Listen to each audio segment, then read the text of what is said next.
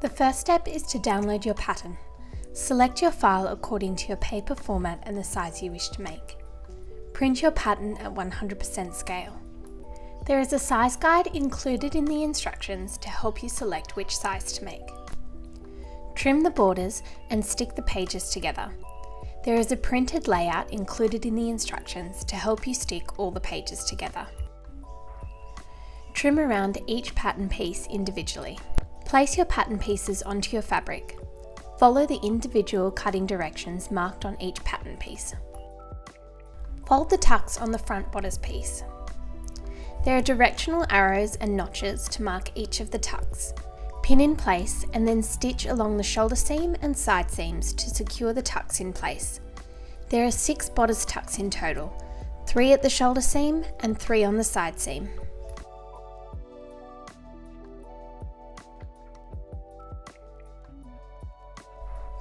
Stitch along the tucks to hold them in place.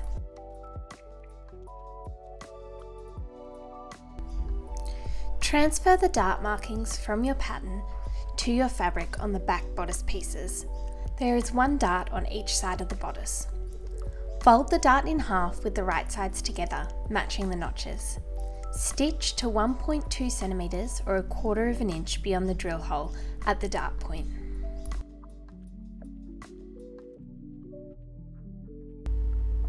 Press the darts well. The dart excess should be towards the straight centre back seams. Place the back bodice pieces on top of the front bodice piece with the right sides together. Match along the shoulder seam and the right side seam, the no armhole side. Stitch together using a 1 centimeter or 3/8 of an inch seam allowance. Following the same method of making the tucks as we did on the front bodice piece, fold and stitch in the tucks on the front and back bodice lining pieces. The arrows on the pattern will guide you for the direction of each tuck. Remember, these are just tucks, no need to create full darts on the lining pieces. Stitch along the tucks at the seam allowance to secure. There are 6 tucks in total on the front and back lining pieces. Once you've done this for the front and back bodice lining pieces, place the back on top of the front with the right sides touching one another. Match along the shoulder seam and the right side seam, the no armhole side. Stitch together using a 1 centimeter or 3/8 of an inch seam allowance. Press the seams open on the lining and the outer pieces. Open out the front bodice pieces and the front bodice lining pieces. Place together with the right sides touching. Match along the neckline edge. Pin in place and stitch together using a 6mm or 1/4 inch seam allowance. If you'd like, you can understitch the front neckline.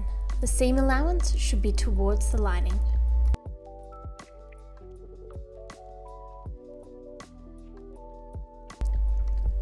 Once you've given the neckline a good press, turn the garment back through to the wrong side so that the right sides are touching one another.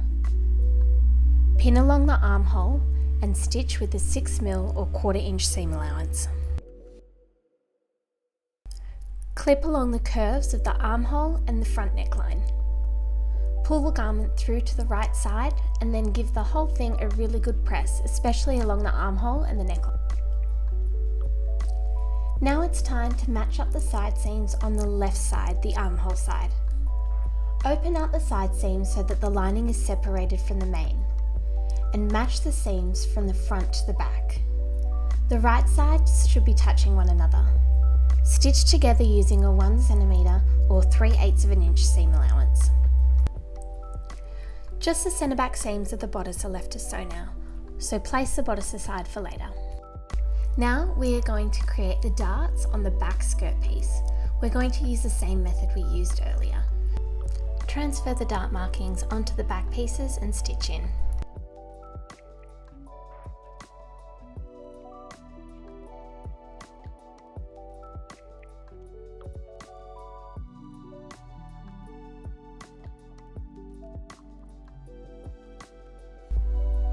Now it's time to gather the front skirt left side seam. Using a long stitch, sew from the top edge to the hip notch marked on the pattern. You'll need to gather the front piece small enough to fit onto the back piece. Select the longest stitch size on your sewing machine and don't back tack on either end. Pull the threads until this section is small enough to fit onto the back skirt piece between the top edge and the hip notch. Once it is small enough, tie off the thread ends to secure. You can then redistribute the gathers so that they are even. Place the back skirt piece on top of the front skirt piece with the right sides together. Pin in place and stitch along the side seam using a 1 cm or 3/8 of an inch seam allowance.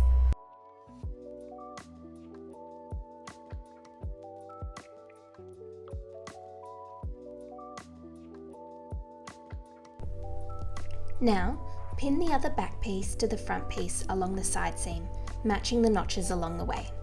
This side seam is easier as there are no gathers to contend with. Stitch using a 1 cm or 3/8 of an inch seam allowance. Then overlock both skirt side seams.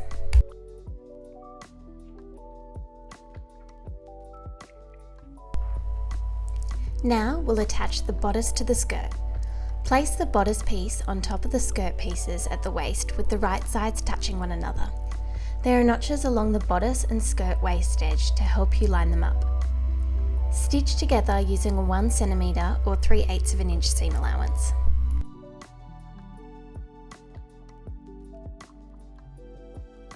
Then overlock the waist edge to secure it. Now overlock the centre back edges from the top edge all the way through to the hem. Overlock each centre back edge separately.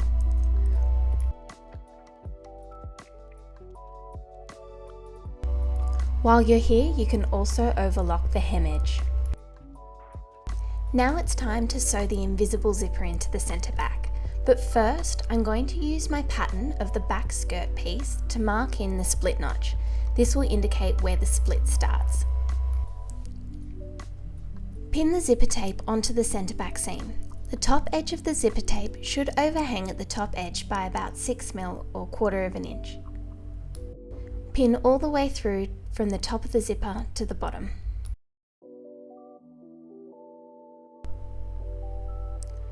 Change the machine foot to be an invisible zipper foot and stitch the invisible zipper into the centre back seam using a 1 cm or 3/8 of an inch seam allowance. Stitch along the side of the zipper as closely as possible to the zipper teeth. Then, once this is done, repeat this for the other side of the zipper. Once both sides of the zipper are sewn into place, fold the right sides together.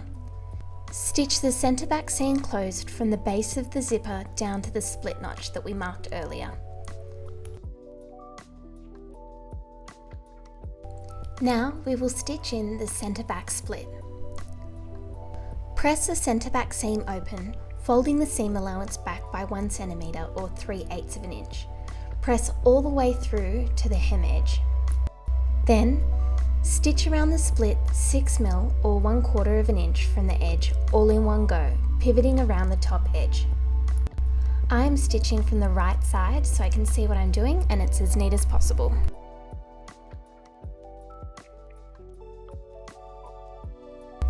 Give the split and the centre back seam a really good press all the way through. Now, fold the hem edge under to the wrong side. Ensure it is an even distance of 2.5 cm or 1/4 of an inch all the way around. Press crisply along the edge. Use a hand sewing needle to blindly secure the hem. Alternatively, you can use your sewing machine to top stitch the hem. As a final step, secure the top edge of the zipper by tucking the zipper tape down behind the seam allowance. Finish with a hand tack to hold it in place. You'll have to spend a little bit of time here to ensure that the zipper tape is completely concealed behind the seam allowance. It is a little bit fiddly, but with enough care you'll get it looking nice and neat.